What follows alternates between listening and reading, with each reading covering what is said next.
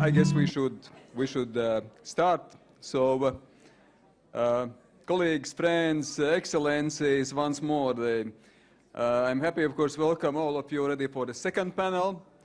For the second panel, which is called Towards a Shared Space of Peace and Prosperity, the Role of Civil Society. But before I start the opening of the panel, I would have a couple of organizational remarks. This event is also supposed to be an interactive one. So we are being watched online by the audiences, I hope in Latvia and beyond Latvia. And also, of course, there is a chance to tweet your thoughts on a Twitter. You have a hashtag also at your program, so please be interactive on a technical side. And we also have a couple of actually interactive approach in terms of the thoughts. So the couple of Latvian institutions have published different thoughts on what's going on in the region in terms of security, in terms of stability, in terms of the peace, in terms of reconciliation, in terms of soft power. So you can find those books and publications free of charge downstairs, an informational desk and also at reception desk. So please, you are kindly invited to bring also the small intellectual present back from Latvia. We would be happy about this. But coming back to the panel, towards the shared space of peace and prosperity,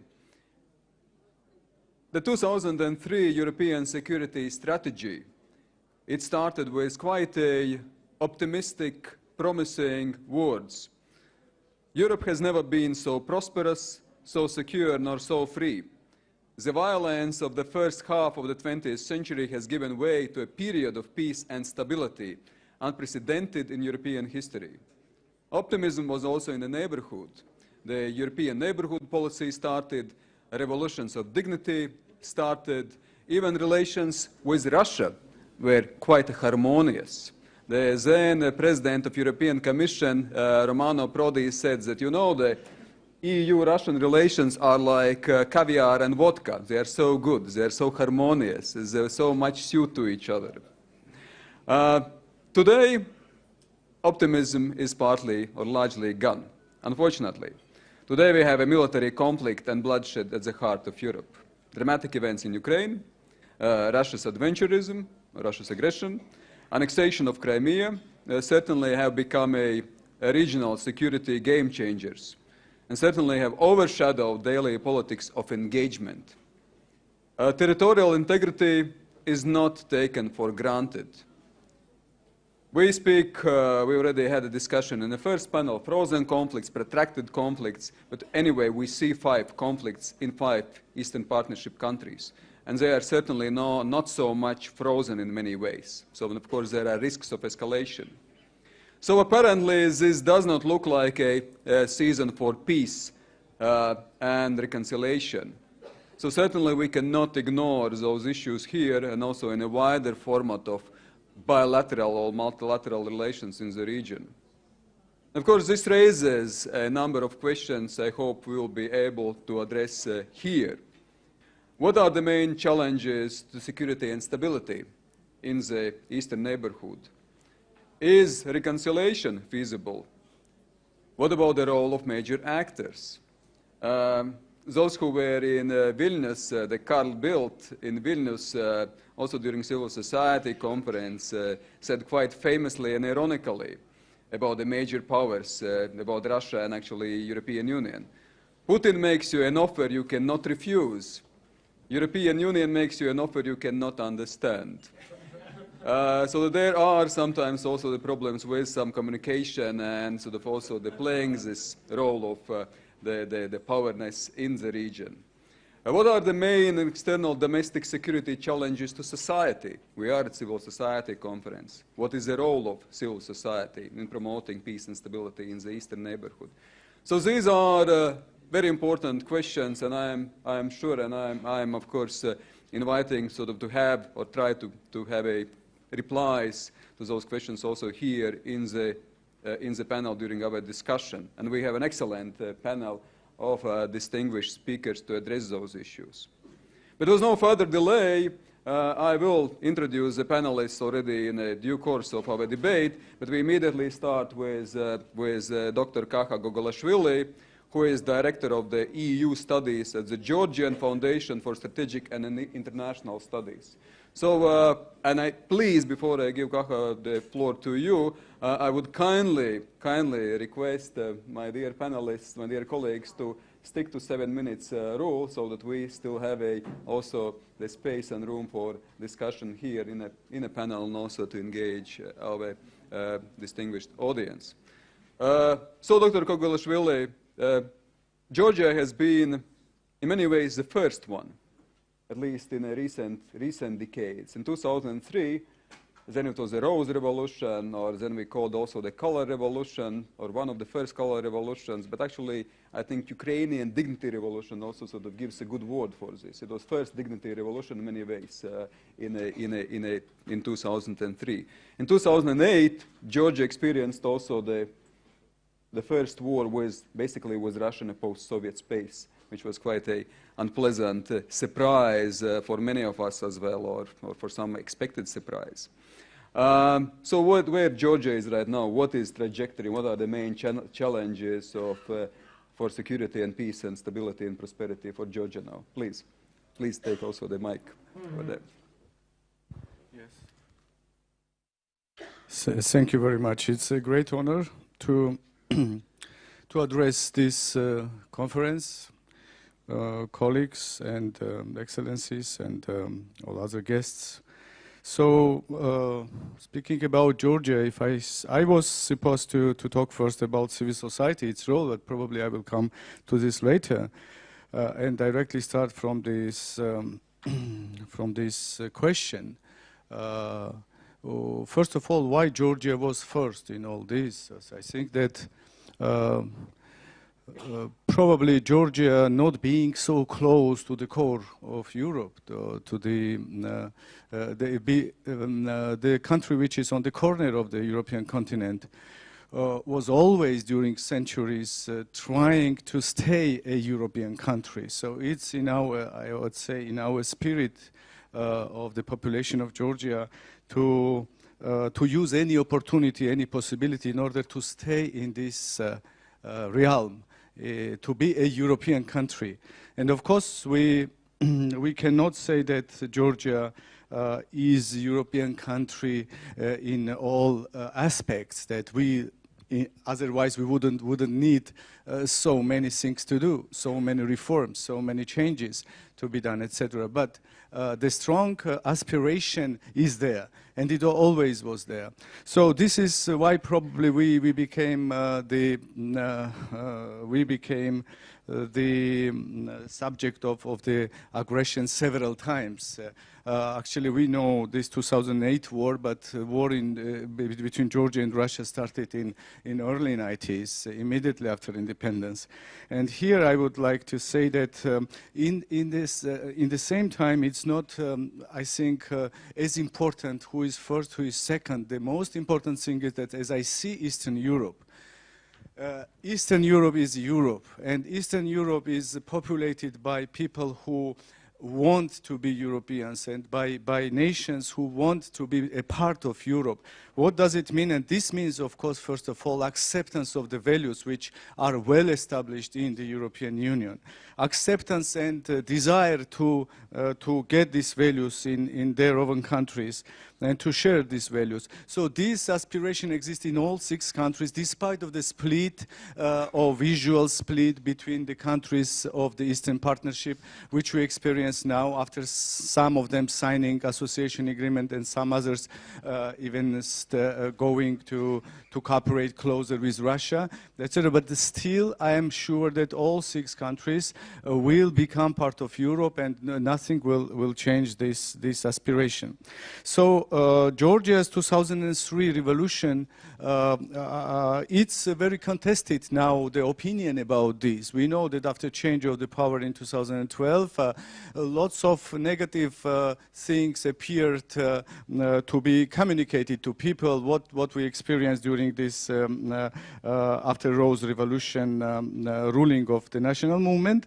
But we can say definitely that Rose Revolution was an historic momentum, an historic turn in the history of Georgia, and not only Georgia, but of Eastern European countries, who could understand that there is real desire of people to change and to stand firmly on the way of democratic development.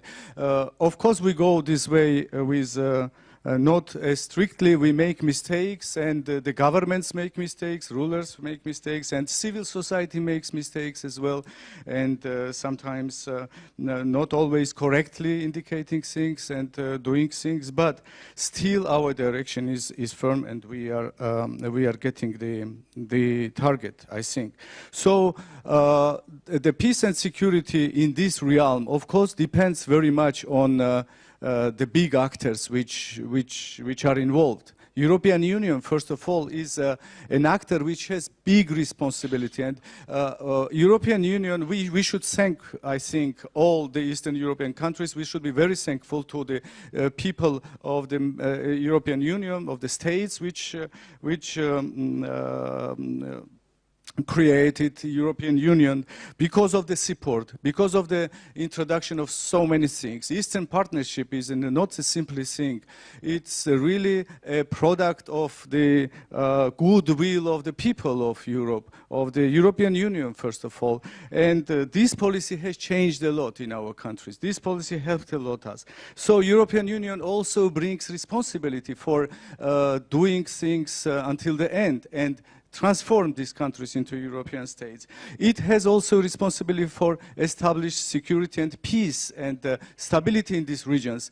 And I think that this responsibility, of course, it is shared and it is common, but the European Union is the first who is responsible, and we demand more from European Union, being more advanced and stronger than all others.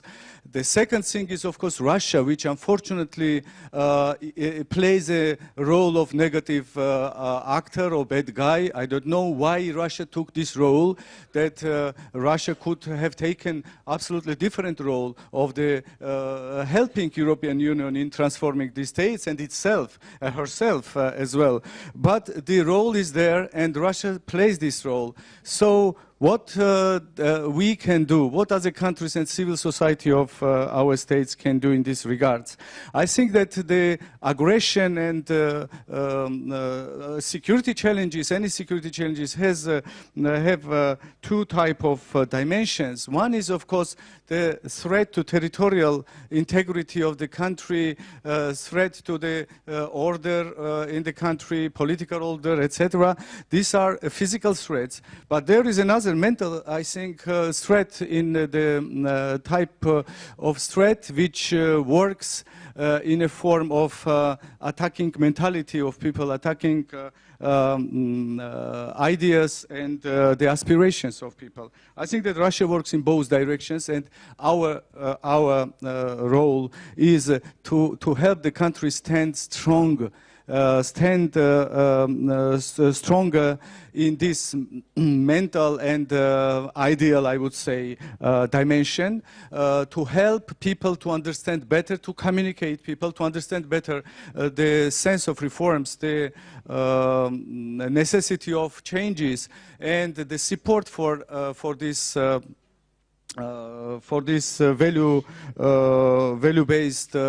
value-based changes and reforms. And here civil society is absolutely, it has a special role. I would like to stress that despite of all, finally the peace, for example, in conflicts within the Eastern partner states or Eastern European states, the conflicts cannot be resolved through just high politics, as it was always tried to be done, or through the governmental action. But now there is time that civil society takes as much as possible role also in resolving conflicts. First of all, what is the dimension where civil society should try to tackle in order to resolve the conflicts? This is, I think, transformation of states itself. For example, we understood in Georgia little by little, but still step by step, but now we understood that the conflicts which we have in Abkhazia and South Ossetia, they come predominantly from this political confrontation on the terms of understanding of things, first of all, because South Ossetia and Abkhazia started their move for separation from Georgia, but through support of Russia, of course, because of the political orientation. They didn't understand that we wanted towards West because of the values, because of prosperity and better life. But this is one thing. But second thing is, how convincing Georgia itself was for Abkhazians and South Ossetians, how strong and how good we were in deploying reforms and trying to show that we are creating real democracy and real good state in order to become attractive. I think here is the line where civil society should be active, first of all. We should transform our state in order to establish peace, security in our own countries, and we should try also to support each other in transforming our countries in order to provide security and peace. I know that there is few time left for me to say something else.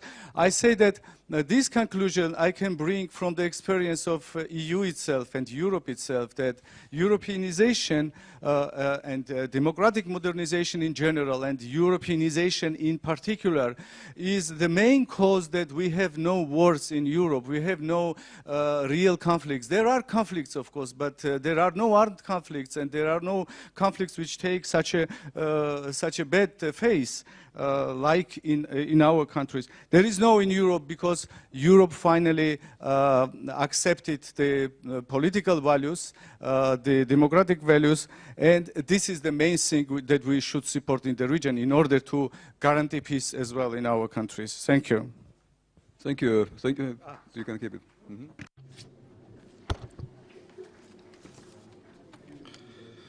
Спасибо, мистер Гогolashvili, за такую общую картину тех. In the last decade, and also exactly what's going on, and with efforts of modernization, I think we highly appreciate and highly value and highly praise what Georgia has done in recent years, and so determination to go towards Western European Union in many ways. But there is immediate my follow-up question. What about society? How society thinks? Isn't there some sort of modernization or European fatigue within Georgia? We sometimes speak about fatigue in Europe, about the enlargement and the neighborhood. What about vice versa? Aren't there some disappointments that actually could be more done from the European side? How the society thinks? Yes, thank you very much for the question. So I was watching this dynamics of the attitudes towards the European integration in Georgia. They were romantic, I would say the period of romanticism in Georgian European aspirations, I would say.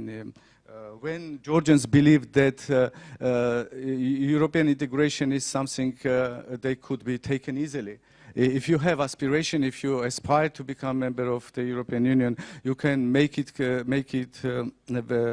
quickly, if you are determined, etc. Actually, after Rose Revolution, I remember the slogans which were deployed that in 5 years we will become members of the European Union, etc.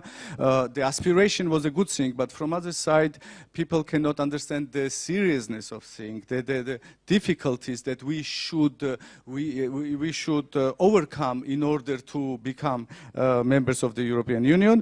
And of course, the expectations were higher. The less you understand, actually, the more you think that you know. And we all were thinking that we knew more about European Union and that we can can accede easily. But now, little by little, the knowledge is coming there, and people also is adapting to the understanding that functional integration is something not less important. The transformation of the country itself is not less important than the ultimate goal of membership of the European Union. And here, what is the most important thing that people see real results from the transformation, not exactly from the approachment with European Union in terms of getting visa-free or getting free trade, etc. But first of all, about reforms, about human rights, which are the result of this adopting European values, etc. And for the moment, I think, for the moment, there are some signs of fatigue, but I can assure you that this is a type of fatigue when people just need a little bit to rest, but continue tomorrow working again. So Georgian people, they are ready to work all the way, to work years in order to change their country, to become compatible with the EU, and finally to accede to the European Union.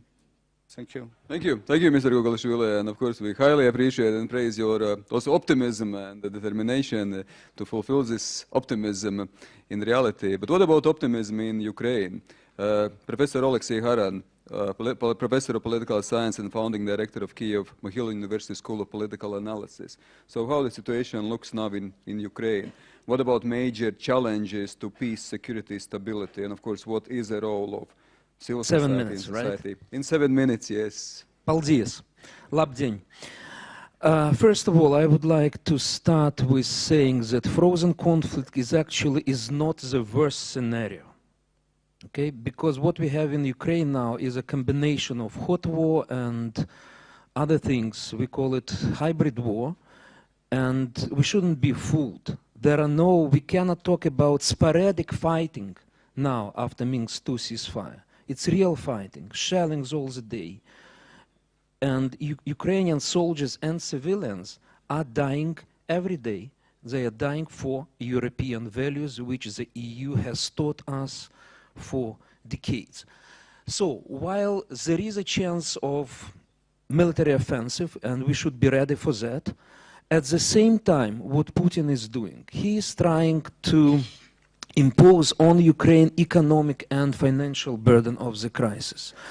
His approach is very cynical. He's not talking now about, say, annexing of part of Donbass, and let's remember that we are talking not about the whole Donbass, as Russia propaganda does, but only about 1/3 of Donbass. 2/3 of Donbass are controlled by Ukrainian authorities. So, Putin and Lavrov now, they are talking about territorial integrity of Ukraine. But the plan is very cynical, to legalize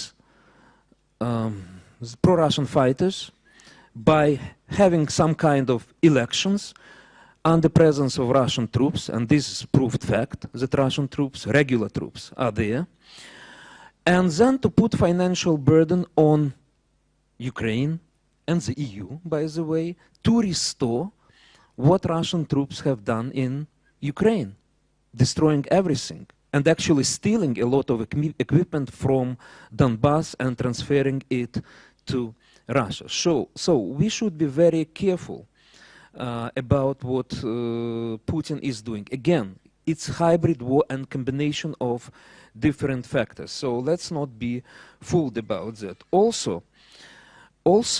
what Putin is going to do, he is trying to use fragile Ukrainian democracy to achieve his purpose. And again, it's not a surprise, because many dictators are using the democratic tools in other countries in order to destabilize these countries. So, what we have now in Ukraine, we have freedom of speech, we have freedoms, we had early elections, parliamentary elections. We will face local elections at the end of the year. And you need to understand, and the West need to understand, that we are actually to resist foreign aggression, to conduct unpopular social and economic reforms in time of war, and also in time when you have elections. This is an incredibly difficult task. I cannot imagine any country, any other country which is trying to do that, to doing all these things at the same time. And again, Putin is trying to use Ukrainian democracy, the fifth column in Ukrainian politics. He's trying actually to use also to divide civil society, Ukrainian authorities, and use it all in informational warfare against Ukraine. So, actually, it creates a very difficult situation for civil society, for mass media, when in criticizing the government, you at the same time need to be very careful, because we have war. And sometimes, frankly speaking, I have a fear that we have too excessive democracy and too excessive freedoms, including freedom of media in time of war. We are talking about reconciliation. I think that actually if Russia would continue to behave like it's behaving right now, there would be finally necessity to declare martial law in 2 regions of my country, in Donbass. Again, we have war. So, and I think that actually President Poroshenko is criticized within Ukraine for not introducing martial law or emergency situation, you can call it differently. And one of the explanations is actually pressure from the West, because the West would like to have inclusive dialogue, reconciliation.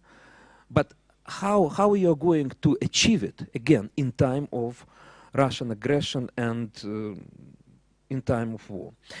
We can, talking about this forum, we are criticizing already the declaration which could be adopted tomorrow for not using some strong words. But actually, when I read what we are going to discuss here, we do not have here European perspectives, we do not hear in the program association agreements, visa-free regime. I imply that everything will be discussed. Like during this panel, we are discussing Russian aggression, right? But even here, you do not use these words. Why not? I think that sometimes we are going to be too polite, you know, too politically correct. Also, what is interesting, I don't know who is to be criticized for that, Brussels or maybe Ukrainian side, but here, during this forum, we do not have representatives from the civil society of Crimea. We do not have Crimea Tatars here. I think this is a really wrong message. Actually, May 18th was the date of deportation of Crimean Tatars. So I think we should have, and we should remember for future forums like this, it's important to remind Europe and Europeans and other parts of the world that there is a Crimea, Ukrainian Crimea, and there is the fate of natives of Crimea. And natives of Crimea are not Russians, and maybe even not Ukrainians, but Crimean Tatars. So let's not forget about that. I'm really thankful to Armenian colleague who mentioned the case of Nadia Savchenko. We should talk not only about Nadia Savchenko, but also about other Ukrainian prisoners, I believe more than 10 or even more, in Russia, which are taken as political hostages. So we should have actually the campaign around the world. So this is my question to civil societies and to public of the world. I remember, you know, because I'm quite old, so I remember anti-war demonstrations during Vietnam War. Multi-thousand, hundreds of thousands against American aggression in Vietnam. I remember how the West reacted towards Soviet aggression in Afghanistan. So you have the first case of territorial annexation in Europe after World War II. Where are these massive demonstrations? Where is European public? Again, I do appreciate what many Europeans, experts, journalists, civil society activists are doing in pointing out very clearly that this is about annexation and violation of post-World War order. But I would expect more also, not only from civil societies in our country, but also from civil societies in Europe as well. Finally, having said all that, I would say that Ukrainian civil society is working in this difficult situation. I am really thankful to Prime Minister of Latvia and former Foreign Minister for mentioning Maidan as a case of real heroism, not only of civil society, but Ukrainian people. I would also point out one more specific feature about Ukrainian civil society is a volunteer movement in time of war. Because actually Ukrainian army and police and security services were destroyed under Yanukovych and infiltrated with Russian agents. So it was volunteers who created it actually from below and now doing a lot in order to support army in the East. So we will do our job, we shall overcome someday. За нашу и вашу свободу venceremos no pasarán.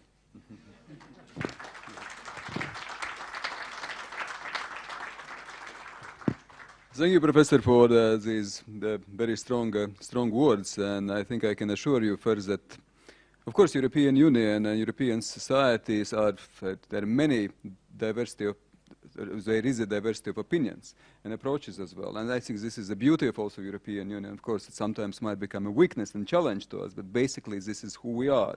But I would immediately can assure you that in the Baltic countries, among civil society, it has been clear. It has been a Russia's aggression and violation of territorial integrity, and of course unacceptable annexation of Crimea. So I think it is clear here, and I think it is also quite shared by a big proportion of the European society in general.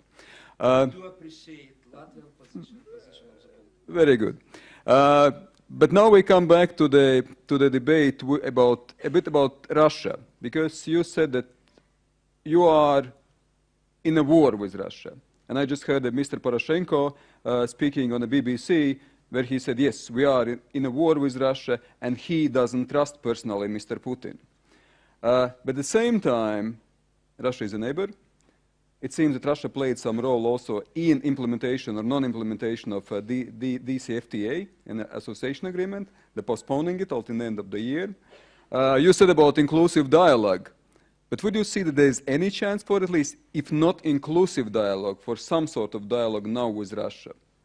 How you see the dialogue dimension with our tough neighbor, our difficult neighbor, but still neighbor, Russia? I do not exclude the dialogue. Definitely, I'm in favor. I'm in favor of negotiations instead of military solution. That's very clear. But we need to understand that Mr. Putin understands the language of strong language. And actually, the sanctions which the West adopted after annexation of Crimea were not strong. And they were viewed in Kremlin like an invitation to proceed, to repeat Crimean scenario in other parts of Ukraine. It failed. It failed. But nevertheless, the first Western reaction definitely wasn't strong. So we need strong Western reaction, definitely continuation of sanctions. Sometimes it's very difficult for me to explain the Western position. Maybe somebody else here during the panel will help me. Minsk II agreements, which came into force on February 15. And it was very clear that the Ukrainian city of Debaltseve was on Ukrainian side. Very clear. 3 days after agreement came into force, Russians, regular army, continued to storm and finally seized Debaltseve. So it was immediate violation of Minsk II agreement. It was slap in the face of Merkel and Hollande. What was the Western reaction? Question mark. Sanctions against Kobzon. Okay. So this is, thank you for helping me. So this is a huge question. You know, signed and immediately violated and no reaction at all. So what I think, definitely, strong position. From Ukrainian side, it's necessary to do reforms within the country. And again, as I have said, it's very difficult, but Ukrainian civil society is quite active. It's not going to repeat the mistakes after the Orange Revolution of 2004.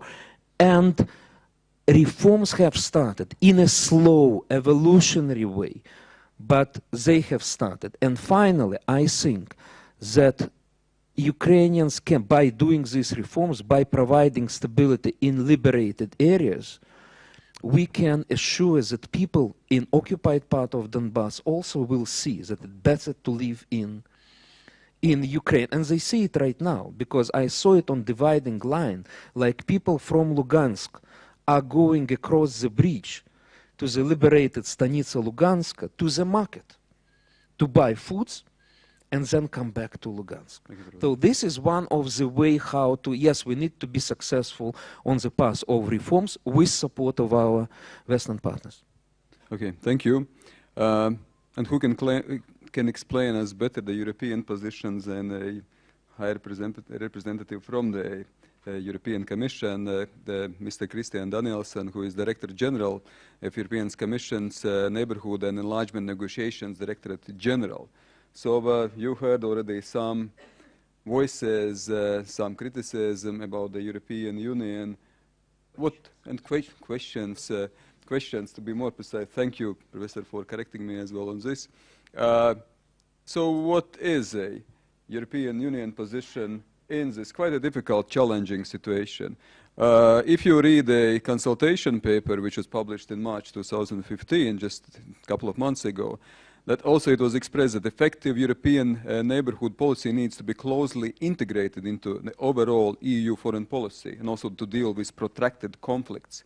How you see the development in this direction? Is there any chance that EU playing not just on technical initiatives, but also playing more geopolitical, diplomatic role in solving some of the conflicts, on preventing some of the conflicts from escalating? And what is the civil society role, of course, if you may add as well, please? 7 minutes, yes. Big questions, huh? No, and not so much civil society, these questions. We are more on the geopolitical sphere, which is understandable because, as you pointed to, the situation is indeed of concern. And you rightly pointed to what the situation looked like in 2002, 2003, and it was different. So that is the reality.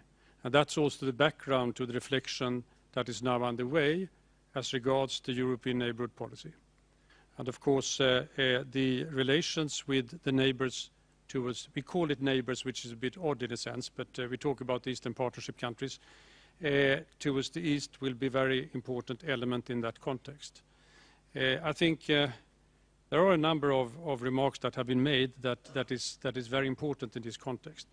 The EU, as an example for transition, I think is undisputed, and I think you know that better than anybody. And I think that is something which is very important in the reflection, and also in the way that EU is interacting with its partners. I think what was mentioned by a colleague from Georgia, that after all, this whole issue of transition, and transition leading to lowering levels of conflict, and leading to prosperity, and leading to better life, which it's all about, is very much linked to values. It's very much also linked, of course, linked to the technical adaptations to various instruments and so on and so forth. But it is fundamentally linked to a willingness by the people in the countries concerned to do what is needed in order to do the change. And I think here there is challenges which are internal, and I think they were partly described by our colleague from Georgia, but also external, which was very well described when it comes to Ukraine, clearly there. Now, I'm saying that because I think when we are talking about Ukraine, and not at all disregarding the extremely difficult situation with as you pointed to, a hybrid war going on, with a situation of active efforts in various forms of destabilizing, with a very difficult situation when it comes to the structure of the country due to neglect of reforms over years and years. The whole issue of reforms comes in the center. that is something which, at least from the point of view of the EU and the Commission in particular, is very much on our agenda. And that is why we put so much efforts into the Eastern Partnership and what we are doing here today. And that is why we are investing so heavily in the reform efforts that is underway right now in Ukraine, in order to support the Ukrainians in their reforms, not telling them what they should do, but suggesting that this is the way forward. And we have, in that context, with Ukraine, a very good agenda in the deep and comprehensive free trade agreement and association agreement. It provides the blueprint of what needs to be done. And now the difficulty is to see that it happens. And similarly with Georgia. So on your question, I think that's where we are going to focus our efforts. That's where we are going to do our main investments in terms of financial assistance. And that is where we are going to be a very strong partner with all the countries concerned. Let me then say 2 words about civil society, because I was prepared for that. So that's what I think this is based on a very, very strong partnership. There is no way that these difficult reforms can be handled in bureaucrats talking to each other, in heads of states, governments, or ministers talking with each other. In order for these reforms to take root, and in order for it to happen, there needs to be a strong movement. And I would say, I'm also from the generation of the Vietnam War. I remember the mobilization that happened for causes in those days. I would argue that mobilization for reforms is essential. And in that context, civil society in the countries concerned plays such an important role. And that is why we are very, very actively trying to give our support to the civil society structures, various NGOs in Ukraine for that effort, for helping with the policy formulation, for helping with the monitoring of the reforms, and for mobilizing support for the reforms. And I think for us, that is, if we can do a little bit of help on that one, I think that is indeed very important. Finally, as regards the conflict situation that the colleague to the right discussed, so eloquently described, I think the line and what's important is that the European Union has been unified. There is a European Union position. There is a Union position when it comes to the Minsk agreement and the ceasefire agreement and the need for that to be implemented. There is a Union position as regards sanctions, and there is a Union position that is repeated on the respect for sovereignty, territorial integrity of Ukraine, and the unacceptance of the illegal annexation of Crimea, which is the obvious element in that context. Thanks. Thank you. Thank you, Mr. Danielson. And of course, in some of the issues, European Union has been unified, but one of the issues which has been quite controversial, it's on membership prospect of the Eastern partner countries, which try to integrate ourselves closer with European Union. And of course, you mentioned about civil societies, important societies in general important, but we discussed it a bit with the first panel, is that exactly there is some sort of fatigue, that you don't see the light at the end of the tunnel. And you mentioned also the Baltic countries, that for Baltic countries, the difficult task of transformation was made much easier exactly because we had this prospect of EU and NATO membership. It was crucial, it was instrumental, it was momentous, very important in general. If we look back in Vilnius declaration, at least we could see that declaration and European Union acknowledged European choices of some partners, to quote actually. What about the Riga Declaration? Would we admit or acknowledge any sort of European choices of Eastern partners, or are we stepping back and pretty much avoiding this subject at all? Well, you wouldn't expect me to reply to that question because I don't know what the outcome of the discussions will be on Friday. But I take always conclusions very seriously. And the conclusion from Vilnius are the conclusions from Vilnius of heads of states and governments, and I suppose they are going to should be taken very seriously. Now, on this whole issue of vision, membership, etc., etc. Now, we are not in the game of membership accession discussions with Eastern Partnership countries. Let's be clear on that. What we are in is a game where we both have agreed to go as depending on the interest of the concerned country, to go into a very, very deep integration. And the deep and comprehensive free trade agreement provides for that. I think it's very important, and you mentioned what was the driving force in the transition in the Baltic states, and I don't dispute that, that's clear. I would argue that the association agreements should be used as a very strong drive for the reforms and for moving in the direction, as was indicated by Georgian colleague, on values and on substance of the European choice for the countries concerned. And I think that is a very, very strong instrument that should be used as that strong instrument it is. We all know that within the European Union there are differences of views. And those differences of views are going to exist, and they will remain there for the time being and foreseeable future. So I think from that angle it's a more fruitful approach to focus on the substance of the relations and move those relations forward. That's enough to do, and there's enough to mobilize in order to get those things being addressed. Okay, thank you. The next one is Ian Bond, Director of Foreign Policy at the Centre for European Reform, United Kingdom.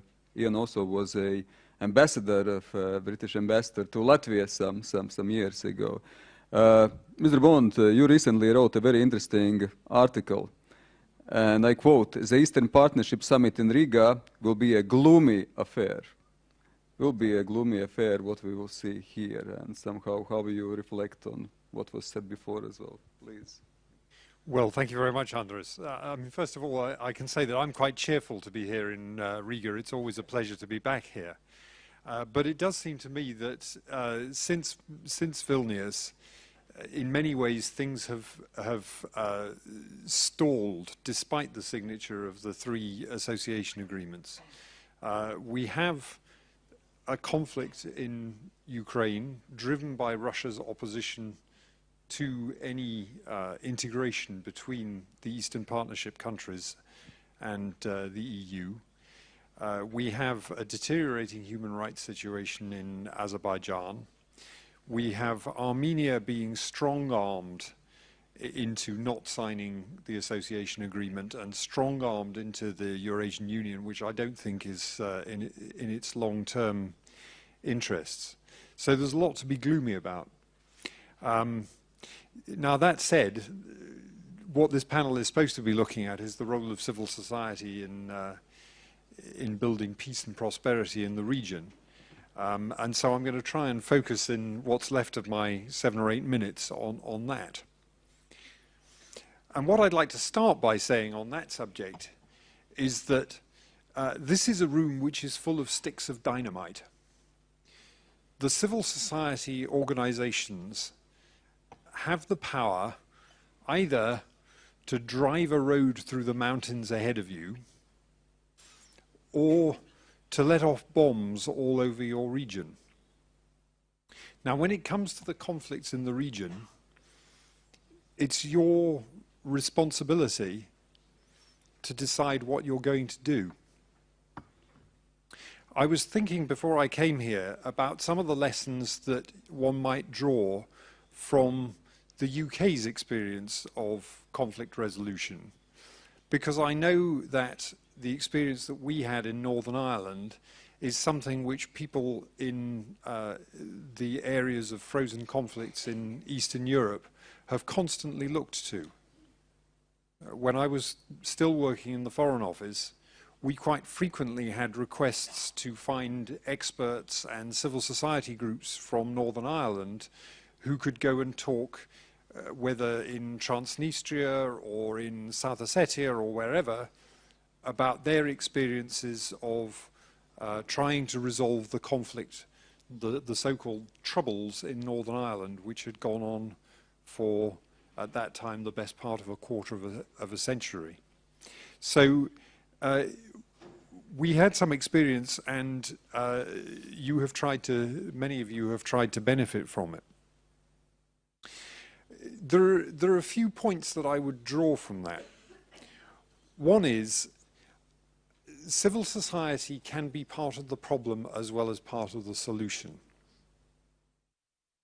If you take the situation in Northern Ireland, you had an extremely powerful civil society organization, the Orange Order, which defended the interests of the majority community in Northern Ireland ferociously and exclusively. You could not join the Orange Order if you were a Catholic.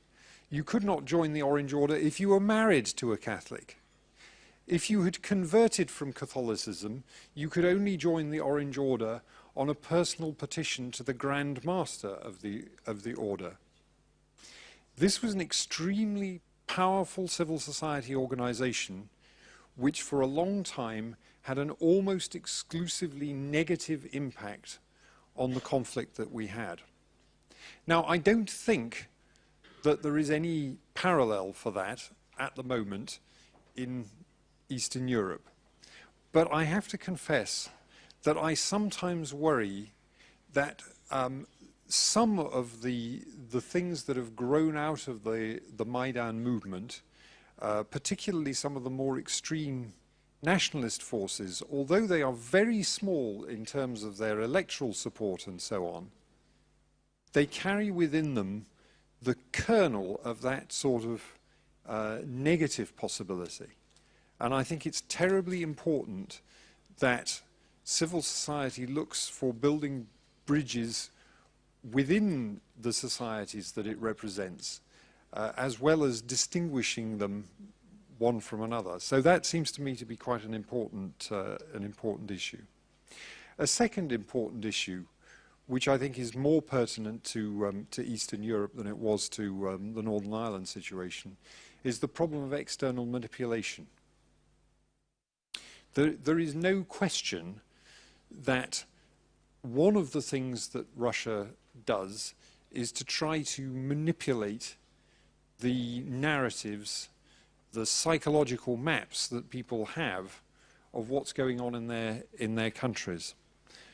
Whether that's in terms of setting one community against another, and again you see some of that in the way that some legitimate grievances in Abkhazia in the very early period of Georgian independence were then built upon by Russian propagandists and Russian forces within Abkhazia. So there's a great responsibility on civil society organizations to try to ensure that people have the most honest appraisal of what is really happening. It is terribly easy to get sucked into other people's narratives. Somewhere on the other side of Riga, I don't know whether the media conference is still going on, but I know that Peter Pomerantsev, a British researcher who has done quite a lot of work in the area of information operations and psychological warfare, has been talking about the way in which skillful propaganda gets countries and groups within countries to do things which are contrary to their own interests. What's been described as reflexive control. It's a very important issue, I think. Ian, please. You want me to wrap up? Okay. Well, last thing I will say is organization and discipline. We had somebody earlier on this morning referred to the role of solidarity in Poland. And it does seem to me that you had there an almost unique example of some very strong personalities from very different backgrounds coming together in pursuit of a common cause and sinking their differences for as long as it took to achieve their objectives. That is something which hopefully across the whole of the Eastern Partnership area we can see more of. It seems to me to be extremely important to learn the lessons and to emulate the solidarity model wherever we can.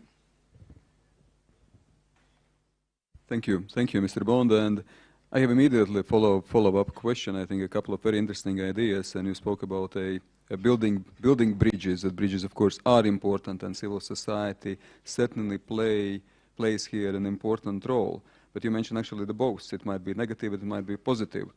Could you give some concrete, immediate, I know that it's perhaps might be challenging, but concrete examples when you can say that bridges have been built, either within society or across societies, or vice versa, that you can have also some negative examples of it? Yeah.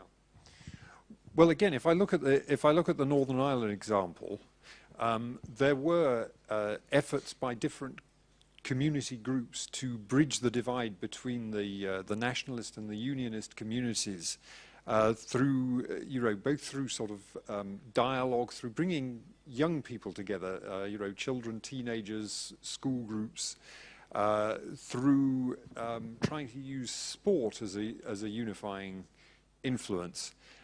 So there were a number of very grassroots efforts like that. Now they needed an environment in which they could flourish. And for that, you have to have some partnership with government. These efforts were not going anywhere as long as you didn't have a peace process within which they could sit. All that they did was to prevent things getting worse. But it was only really after you had a functioning peace process with governmental involvement that they were able to flourish, because suddenly they had a much more favorable environment to work in. Okay, thank you for this example, even though, of course, we think, first of all, also about the developments going on in other part of the world, in the Eastern Partnership region. But anyway, I think we will come back to this, and let's not stop here now. We can think about it. We come back in the Q&A session most likely, but let's proceed. The time is limited, and we have our good friend Matt Rojansky, director of the Kennan Institute from the Wilson Center from the United States, also bringing the transatlantic perspective. But apart from the transatlantic perspective, it's more interesting because, Matt, you've written quite a lot on reconciliation as well. So is it a season for reconciliation?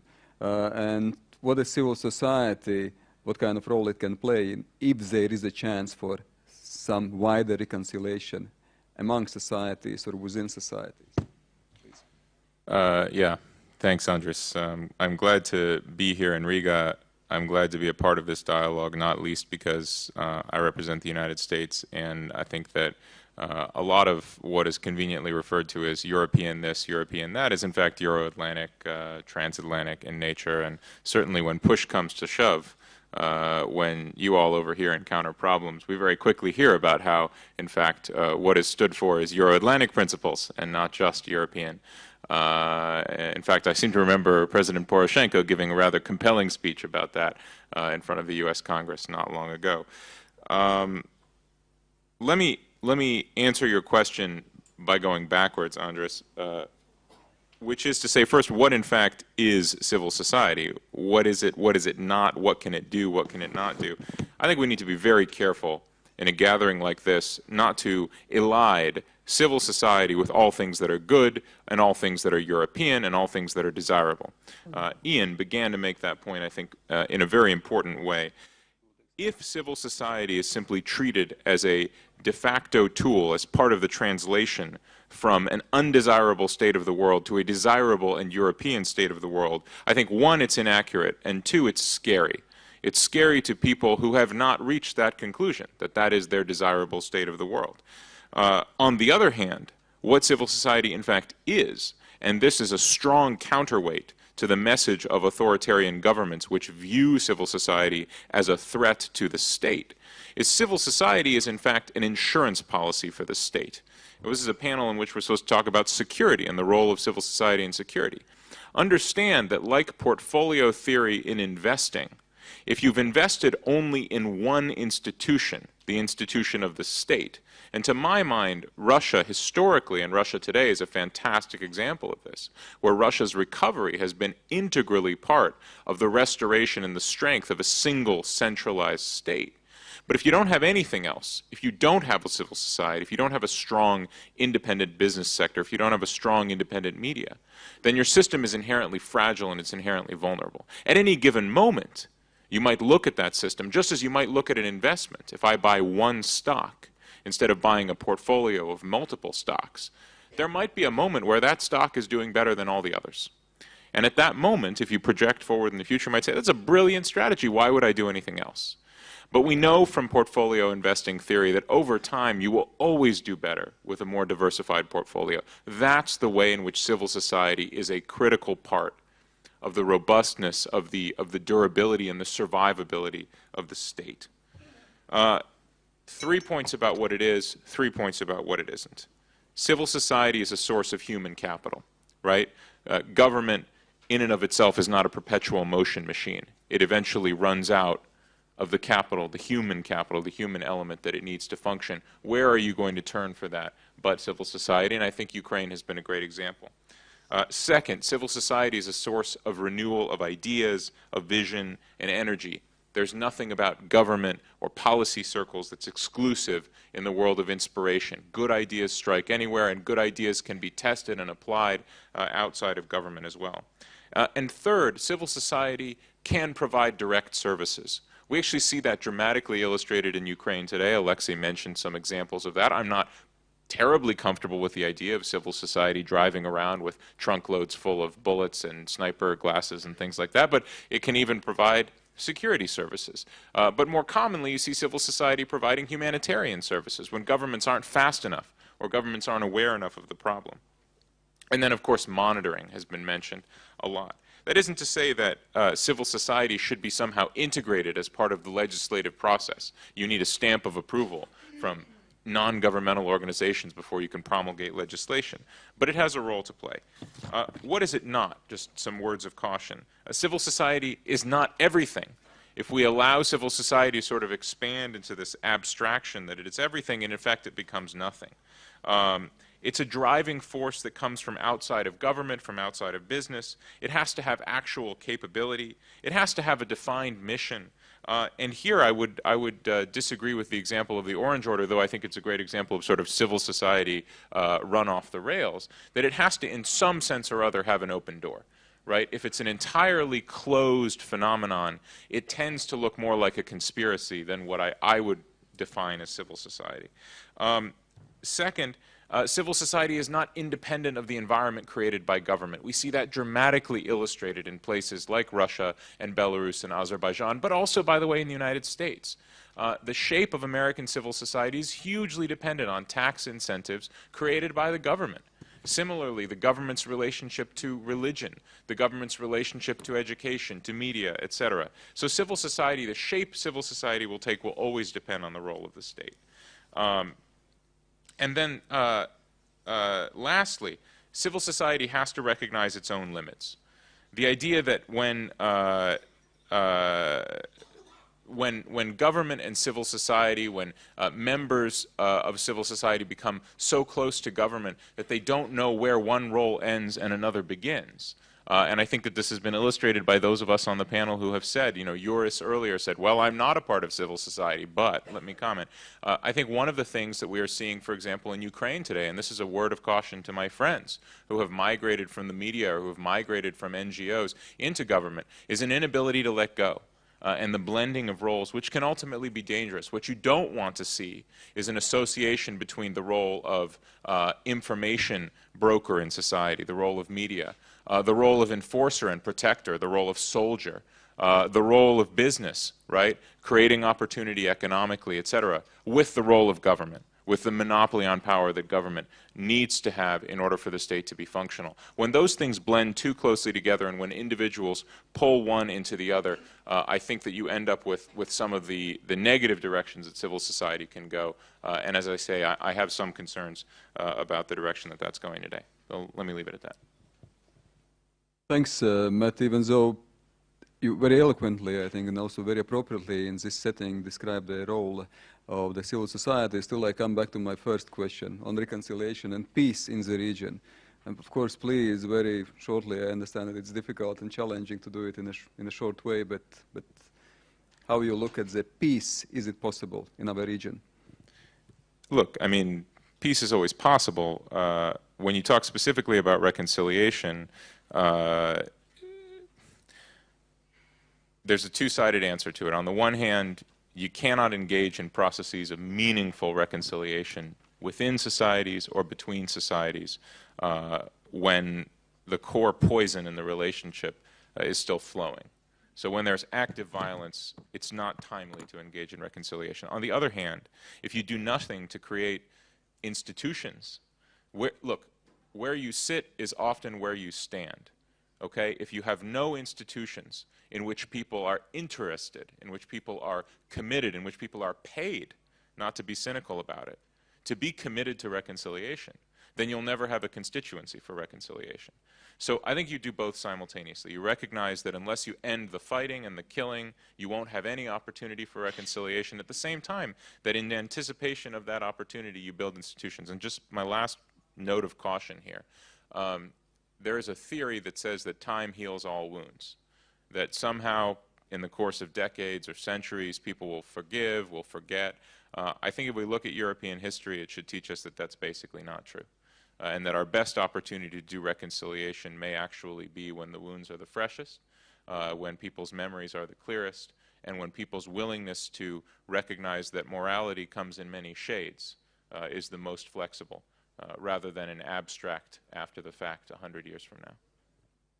Thank you, Matt, for this thought-provoking thought at the very end as well, and I think it's a good start for the Q&A session. And please, we'll take a couple of rounds of comments and questions, and please introduce yourself and sort of also if there is concrete question whom you want to address. We come back and then you could react as well, because let's involve also the audience. Some of you who have not yet spoken, let's go over there. Yep, then Maria. Now we start over there, and then yes, we start with our foreign guests and. Okay. Hi, I'm Alexander Chubrik from Belarus. I'm an economist from the economic think tank. If I may, I will switch to Russian, because probably it's a better way to explain things that I would like to tell. I'd like to share a few general comments. The first one is mostly related to the first session of this conference. Well, each of us works in his or her country and quite well understands the situation in his or her country. But regarding other countries and other organizations and the problems in other countries, we often know only on the level of stereotypes. For example, when somebody says that de facto Belarus is a part of the Russian Federation, it's a stereotype which has no foundation whatsoever. If here we are in a platform for that, you please feel free to come to me and ask what is the real situation in Belarus. That was my first comment. And the second comment, the third conference of the civil society can be saved by the following framework of the conference. For example, first session, first panel, results of the country studies, country-specific reports on the civil society. What are the problems? What are the strengths and weaknesses? And the results are confirmed by figures. The second panel, problems of the interaction between the civil society and European structures, European Commission and other organizations. What are the most significant problems? And those who speak are civil society representatives, and they are listened to by the representatives of the European Union. Well, my idea is that we have to understand one another's mistakes. I heard here that the civil society can be both negative and positive. We have to understand our mistakes. A dramatic example of a negative role of the civil society is when we come somewhere and start blaming somebody for our problems. And the third part of the conference would be a joint statement. This kind of framework of the conference, I think, would save the next conference. Thank you. Thank you. This conference still has to be organized in this format. Maria, please, can you help me? Maria. Here in Riga. Thank you very much, Matthew Rajansky, for making a few brilliant points, as always. I do think that you brought back the civil society to this discussion, which I think is crucial.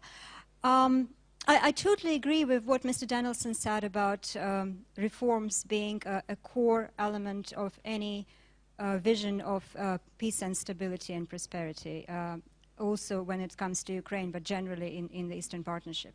However, when we think of a civil society, you were right to mention human capital and services. What I think we should also never leave out of the picture is capacity, and including analytical capacity. Now, I've had a chance, if Ukraine is case in point, I've had a chance to follow and to be in touch with Ukrainian think tank sector, so to say, since December. And what I would say is that there is tremendous capacity there. I would say Latvia and Estonia taken together do not match think tank capacity of Ukraine, to be quite honest. So if we think of that, and then if we think of what roles are available to qualified civil society actors in the reforms, so far it's get elected to the parliament and become a politician. I don't quite think that this is the best path, and I totally agree with Matthew Rajansky about the dangers it carries. However, what I think the role of the European Union could be, and it is not yet, is to reconsider the role of this tremendous pool of expertise in technical assistance. I mean, let's be honest, and I'm in a position to say that because I've been a consultant in Brussels for 2 years. I do believe that the inability of the European Commission so far to integrate in technical assistance the role of national experts to a much higher extent than it is currently is a major failure. And I think that's where exactly the stability can be held by local civil society through reforms. Thank you very much. One from this side, and then we have a second round from this side. Let's somewhere farther away. So please, yes, try to be short, as short as possible.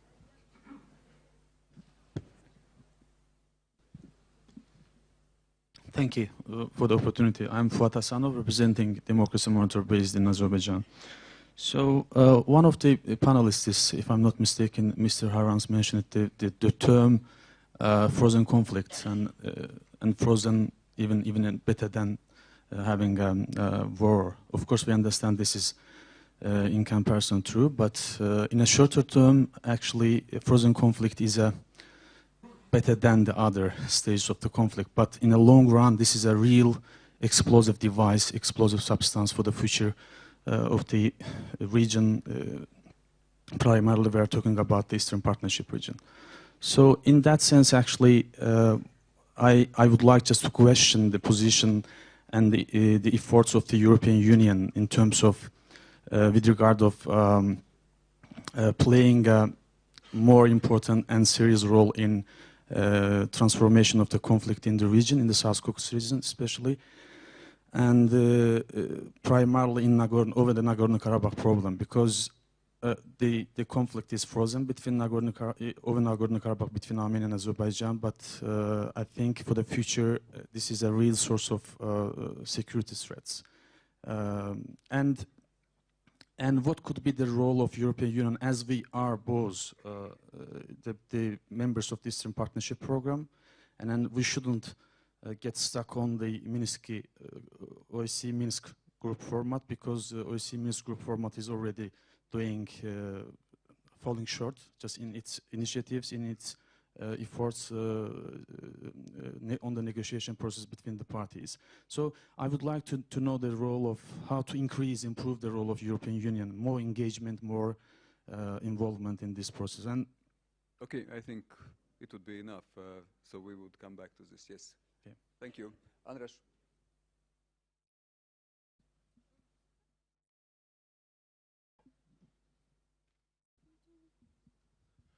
Thank you. Andris Sprūds from the Finnish Institute of International Affairs, Helsinki. A short question to Professor Haran. You mentioned that the possibility is there, or the criticism is there, whether to introduce martial law, especially in the Donbas region. My question comes here. We know that if martial law is introduced, then states usually don't pay back their external debts, claiming that there is a martial law. This was the situation in Poland from 1981, and we could give another examples as well. The question is, if Ukraine goes default anyways, because it's already on the way, if the default comes, whether it be a managed default or not that managed default, may it open the way to the introduction of martial law? Thank you. Thank you. There was just nearby another question. Yes, please. Then we come back to the panel, and then, as I promised, we come back to this part of the audience. Александр Сытин, Центр политических исследований. Center for Political Studies of Northern and Eastern Europe, Moscow. I represent a minority of the large elephant in the room about which you have spoken. I'd like to draw your attention to one thing. Yesterday, at the 5th Belarusian Czech Reality, in my report, I said that the Eastern Partnership should also have the dimension of security, but I was not met with any understanding. Nevertheless, I'd like to repeat this idea, because the Vilnius summit was the very last summit when there could be any speaking about the policy of neighborhood, because right now Russia is unambiguously aggressive in its policy, and this aggressive policy is not only the annexation of Crimea and the problems of the Donetsk and Lugansk republics, but the hypothetical threat exists also for the entire European community. And naturally, the closer to Russia, the greater is the threat. I'd like to draw attention to one more aspect. Somebody here said that 2 members of the Eastern Partnership are more advanced from the point of view of adopting European values and moving towards the EU. I'd like to highlight that both these countries have felt Russian aggression. This regards both to Moldova with Transnistria and, of course, to Georgia and Ukraine. Some reactions or some comments, and I guess, please, let's take a mic. There are a couple of additional mics. Yeah, I think more questions very close. Okay, so let's, Professor Haran, so I guess you have a couple of questions on Ukraine. Well, on default and martial law, I don't see any direct connection actually here. To clarify the things about default, Ukraine definitely prefers to conduct negotiation and to restructure its debt. Again, in times of war, it's understandable. You have a lot of examples when IMF continued its programs to provide loans and credits to the countries which had military situation, military dictatorship, or even being in time of war. I can give you numbers of these situations. So there's no direct connection between that. However, I have a feeling that one of the tools which the West used was to persuade Ukrainian government not to introduce martial law because the IMF would not provide loans, so important for Ukrainian economy. That's my feeling. That's the suspicion that we have. What else here? Well, and when I'm talking about martial law or emergency situations, there are 2 possibilities according to Ukrainian legal system. I am talking now about 2 regions of Donbass, not about the whole Ukraine. Now, second point is about dangers that civil society activists are going into politics. Well, you had a lot of examples in the histories of Eastern Europe, Central Eastern Europe, in the history of the Baltic countries, Polish solidarity, when people went into politics. Some were successive politicians, some not. Definitely they are losing, you know, some ground connecting them with civil society, so there is a danger. But I don't think that actually civil society in Ukraine cannot survive. There's a lot of centers which continue to work and to work, I think, to work good. So frankly, I don't think this is a danger. I need to clarify some things which I said about volunteers and which Matthew raised. There are 2 types of volunteers regarding regarding Ukrainian army. One, as I have said, Ukrainian army was destroyed and people just created volunteer battalions. So they went as volunteers to fight. I do not consider them to be a civil society. Okay, again, historic comparison, American colonists, or as American historiography describes right now, they use the term patriots. The other are civil society organizations which are collecting money, clothes, food, medicine, and equipment to Ukrainian army and to volunteer battalions. This is, I consider, is exactly the activity of, this is the demonstration of civil society activism. I have no doubts against it, and I think it's, again, it's a huge example of mobilization of Ukrainian people. Finally, and the last but not the least, I have actually a question to Ambassador Bund. When you said about the threats from the far right, I would like to hear more specific examples of this threat, because it would help us to debate this issue. Because again, generally you have rightly said that electoral results of Ukrainian far right are very small. Just, no, I need to elaborate. This is very important. Okay, so what is the largest British party in the European Parliament? You know the answer. It's United Kingdom Independence Party. Okay, how many votes got the National Front in France during European parliamentary elections? 25%. How many votes got the right sector in Ukraine? Less than 2%. Okay, that's the answer. We can elaborate on that. Okay, thank you. Okay, thank you.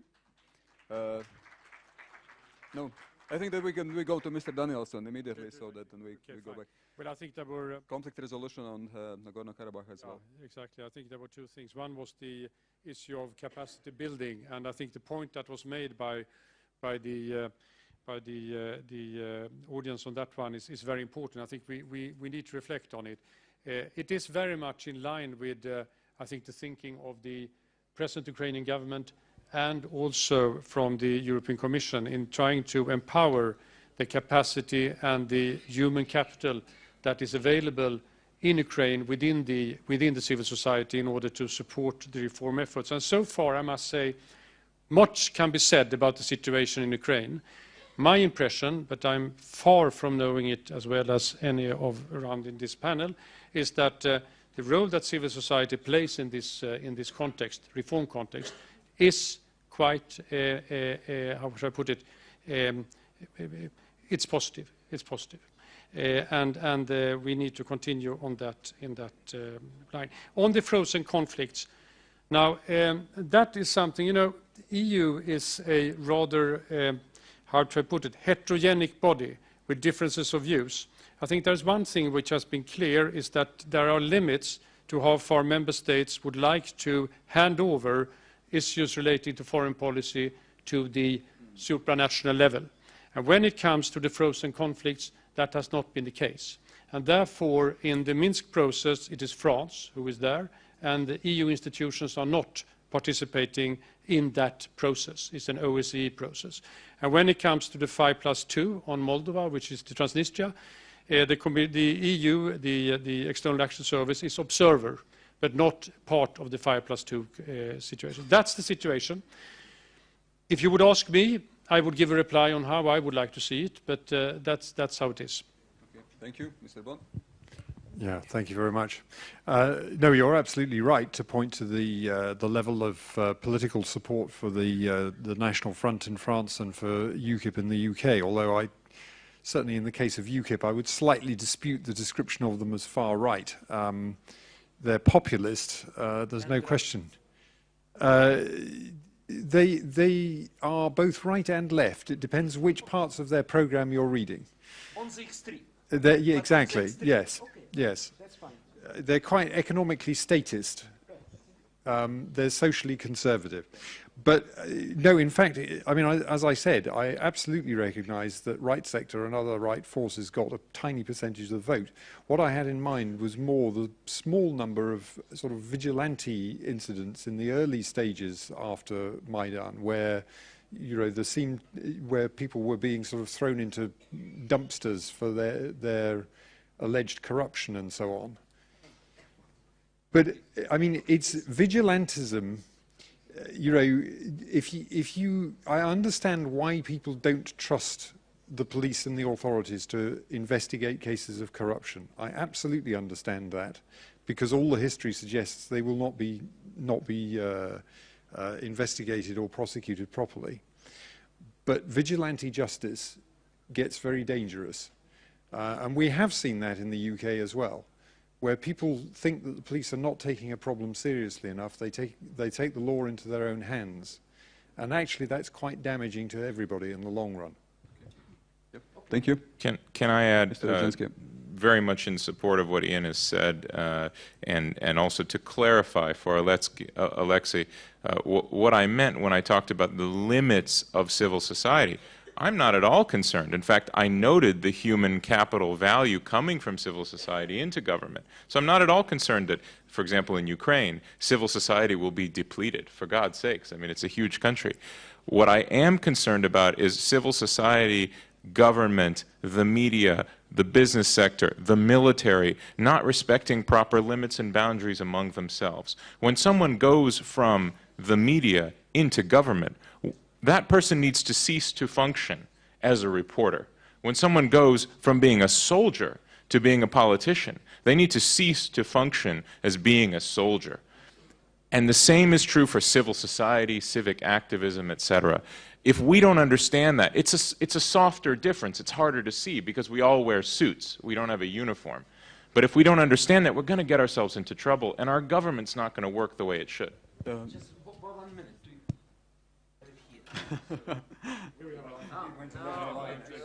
No mics. Okay, thank you. Professor, very short, please, very short. because I still promise this part of the audience. I fully agree with you. Again, I would like just to be very specific. So there are facts that famous Ukrainian journalists came into the parliament and they ceased to be journalists for Ukrainska Pravda. They ceased to do that. They are not writing, no, they are not writing for Ukrainska Pravda. The second issue is the commanders of volunteer battalions who became MP members. So again, to clarify the situation, they represent themselves very often as they are still commanders, but in fact they are not. So there are different people that's... But in general, I agree with you. So if you are becoming politicians, that you are not a... Oleksiy, let's still give the chance to the audience. I promise this part, we started 10 minutes later, so we have like 10 minutes. But please, in this case, quite short I kind of request from both sides, from audience and from speakers. From the backbenchers, if I may use the term, over there. Yes, please. We start and then we move to the front. I think it's easier to get to the mic here, but let's also have to give a chance over there. Please. Thank you. I'm David Chanazar and I'm from Armenia. First of all, I want to express my condolences to our colleagues from Azerbaijan. You know, there was the building in Baku was fired and dozens of victims were. So my condolences. I have a short question to Mr. Gogolashvili. Mr. Gogolashvili spoke about the Russian aggression, and of course there is a military threat. I'm speaking about the borderization called process. What about the Russian soft power in Georgia? Because all countries neighboring Russia are feeling the soft power. My country, Armenia, is feeling the Russian soft power activities. How you will assess the role and activities of Russian soft power in Georgia? Thank you. Thank you. There was some other question. Yes, just next to the previous one. Yep.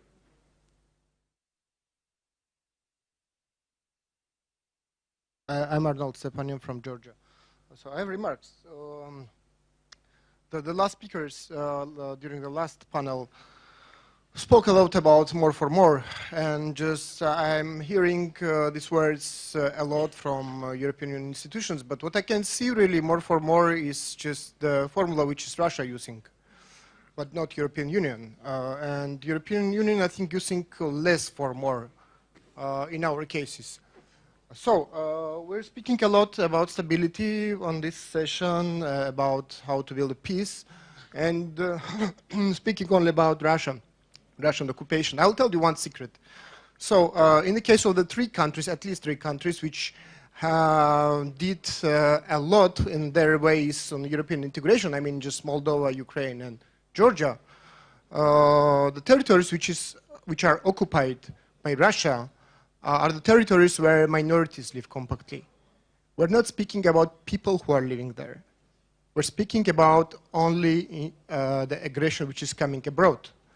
We are not including these people to the Eastern Partnership processes. I don't see the people actively. I'm just participating very often on such meetings, but I don't see the voice. I don't hearing the voice from the people who are living there. It's just not problem of the Russian occupation only. It's a problem that will lift our citizens there on these territories. And we have to engage them to the processes. That's extremely important. Thank you. Okay, thank you. Important point. Vlad, please. Vlad Sokor. Thank you. Vladimir Sokor, Jamestown Foundation. Following up on Oleksijs Harans' remarks, I agree completely. And I'd like to add one point and one hope. Hopefully the final statement will not simply call for the so-called complete fulfillment of the Minsk II agreements. Those agreements are unfulfillable. There is an obligation under those agreements for the Ukrainian side to legitimize the secessionist authorities, but there is no obligation for Russia to withdraw its troops or to restore Ukrainian control of the Ukraine-Russia border. All obligations are politically on Ukraine. Russia has no obligations. There is no mention of Russia under the military clauses. President Putin said with utmost finality, there are no Russian troops in Donbass. He said this with total finality. Therefore, there is nothing to withdraw because those troops are already integrated into the Donetsk and Luhansk flagged forces. And the restoration of the border control under the Minsk II agreement would have to be done by Ukraine in negotiation with the Donetsk and Luhansk republics, so-called shared control, which would legitimize those so-called republics and would not be restoration of Ukrainian control. So there is no reason for Ukraine to legitimize Donetsk and Luhansk because it will get nothing in return. Therefore, no mention of the Minsk agreement to be fulfilled in the final statement. Thank you. Okay, well, thank you. Here, yes, please, and Stefan as well, the last one, yes. Two of you, yes. Спасибо. Thank you. After Kunz from Armenia, that is Helsinki Civil Assembly. I see that we have also, we heard some criticism about civil society. I do not understand. Of course, you can't judge just a person who is representing EU, for example, the Minister of Hungary, or the Prime Minister of Greece, or the President of Czech. They are all representatives of EU. So let's judge and assess people depending on their actions, but not their clothing. Now, the Secretary of the Security Council at the meeting of the meeting, he already explained that NATO and the USA is the threat to security not only to Russia, but also its allies. But there are two allies, Belarus and Armenia. They are just allied countries. And there is a strategic partnership with Azerbaijan. So it means that three countries from Eastern Partnership, they are allies of Russia, and they are under threat. And who is going to defend us? I actually do not feel any threat, but this is a threat for all processes we are discussing. While my question is,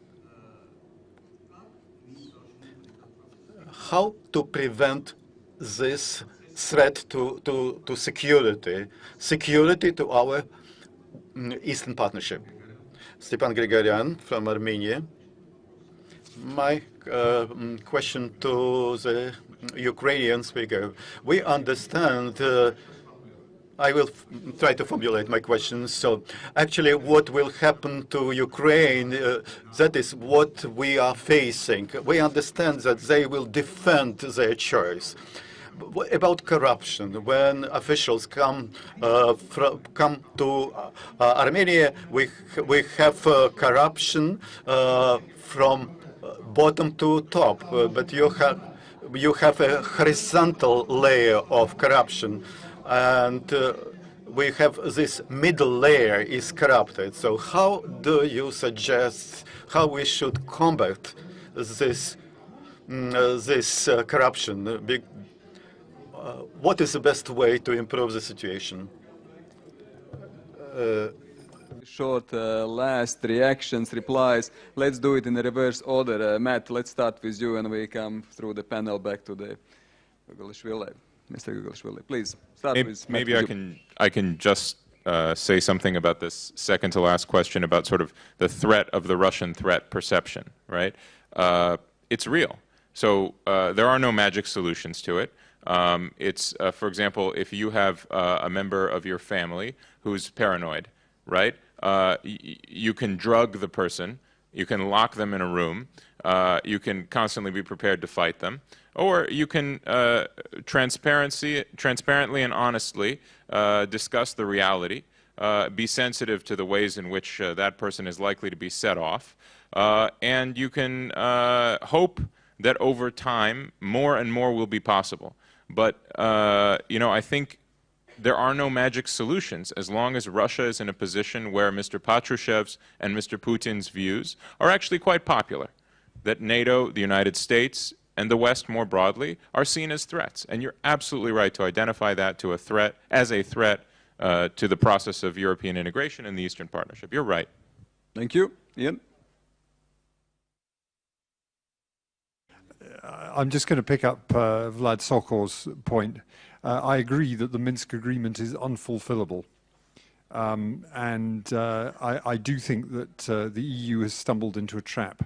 If there is one thing that I would particularly like to get rid of, it was the commitment in the sort of surrounding document from the Russians, French, Germans and Ukrainians on trilateral consultations on the DCFTA. I see no reason whatever to give Russia a hand on the steering wheel when it comes to the bilateral relationship between the EU and Ukraine. Thank you. Mr. Danielson?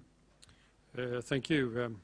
I think there was one point on the frozen conflicts and the people who are living in the areas which are more frozen in that conflict. And I think that's an interesting issue. I think this whole issue of trying to look into how the communities can come closer together is something that we should look into, and indeed we are. It's very difficult though, but trying to find ways and means how the Transnistrians and the Moldavians can meet and discuss issues beyond what is the frozen conflict, or for that sake, in other areas which are frozen. So I take that with me, and we are going to reflect on how that can be further developed. Thank you.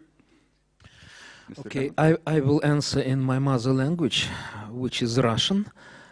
And by the way, I would like to stress once again that recent events, both in Maidan and in connection with the war of Donbass, demonstrated that Ukrainian present nation building, actually starting since 1991, is not based on ethnicity. It's territorial one. And Maidan and war in Donbass demonstrated once again that it doesn't matter what language do you speak. Okay? So even for the right sector, their nationalism is not ethnic, it's territorial one. Okay, now I'm switching to Russian language. With regards to the corruption, in Ukraine, there is no radical break with the past. It happens evolutionally. It will happen gradually. Of course, the war deteriorates the entire situation in the fight with the oligarchs and with the corruption. Because in the current situation, you cannot fight all the major oligarchs who are major players. But it has already started. It has affected Kolomoisky and Firtash, and Akhmetov is already being affected too. This regards the market of the natural gas, which is appreciated by the EU. We have a head of the Corruption Prevention Bureau elected, which is also very positive. Now, as regards the Minsk agreements, what said Vlad Sokor? The Minsk agreements do not mention the Donetsk and Lugansk republics. They only mention the restoration of the Ukrainian control of the borders, but everything is very mixed in these agreements. It is true that they can be interpreted in various ways. This is why I do not think that they can be implemented. But basically, the first, second, and third point can be implemented. The ceasefire, the removal of the heavy weaponry, and the exchange in prisoners of war. This is all feasible, and here we need the support of our international partners. Gogolashvili, the last. Yes. At least, of course, the last. I understand the responsibility that containing people from the lunch and talking, so it will be irritable. But I will try. Yes, I will try to not to irritate too much. First, I would like to stress three issues. I will start from the soft power, Russian soft power. Is it? Oh yeah, Russian soft power. Russian soft power is not affecting only Georgia, but it affects all Eastern Europe, all neighboring Eastern partner countries. But in Georgia, we see that very aggressive form of the soft power taking place. It goes in several directions. One is, of course, the tying up Georgia's economy with Russia. So this is about trying to stimulate Georgian exports to Russia through different things. So first of all, through stimulating several businesses who deal with Georgia. Second, trying to buy in Georgia real estate and buy in Georgia different infrastructure. Also put in her hands big businesses, especially Russian state monopolies who are trying to get on control on Georgia's important businesses, important economic objects. And the second thing is the pressure on people's mind through financing non-governmental organizations, through financing media sources, through creating a propaganda environment where Russia and Eurasian Union and all kind of Russian projects are taking some advantage, and actually they are filling the informational space in Georgia, which is also a matter of soft power use. And third, I think that the natural soft power that Russia actually has, this is the weakness of Russia itself, because Russia has a big problem with workforce. And for granting Russian passports easy access to Russia for Georgian citizens, for example, creates incentives for unemployed Georgians to go to work in Russia, to tie their prosperity, personal prosperity with Russia, with the ties with Russia. And all this, of course, helps Russia to influence on Georgians' minds. And I'm sorry, but I wanted to to mention two more things.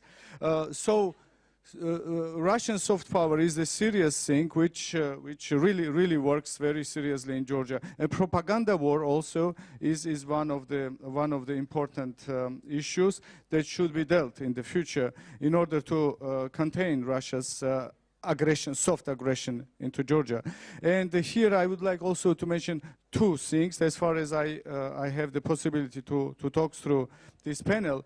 One is support for European perspective for Georgia, Ukraine and Moldova. I think that all 6 countries of the Eastern Europe participating in Eastern Partnership is beneficial for all of them to support at this moment granting European perspective or recognizing European perspective for Georgia, Moldova and Ukraine. As far as they shown more motivation, more ambition, they signed agreements on association. And I hope very much that civil society will support the granting European perspective for them. And second thing which also is necessary to support, this is development of Eastern Partnership in a way that Eastern Partnership stays a format for 6 countries, and all 6 countries participate in this, that EU supports, continues supporting those 3 countries also which didn't show enough ambition at this moment. But there should be created separate format also for Georgia, Moldova and Ukraine, that they can go quicker to the European integration way and serve as an example for other 3 countries in the future to join this path in a more intensive way. Thank you. Okay, thank you. I think this remark just shows and demonstrates that there is still a lot to discuss among us, and of course after this session, I take the full responsibility, if not to use the word blame, for being already over the time, but since we started later, I think discussion was very important and interesting. I would abstain from some longer conclusions, just to say that after 2014, the word peace, I think, has obtained completely different kind of meaning. It's not anymore abstract. And if we speak about prosperity and stability, peace is also very important in the region. And of course, other words like reconciliation and stabilization comes into the game, dialogue. Anyway, but before I ask the audience to say thank you to the panelists, distinguished panelists, I can say immediately that Diana will come and say some words about the organizational issues, but now the time for applauses. Yes, absolutely. You are.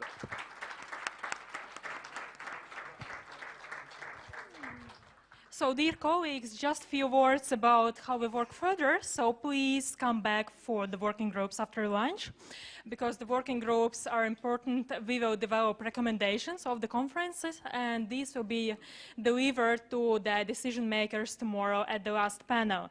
So please, after lunch, you proceed to work in the 4 working groups. You have chosen yours during the registration, or you can look up in the lists on the doors of the working groups themselves. You have signs here which working group is located where.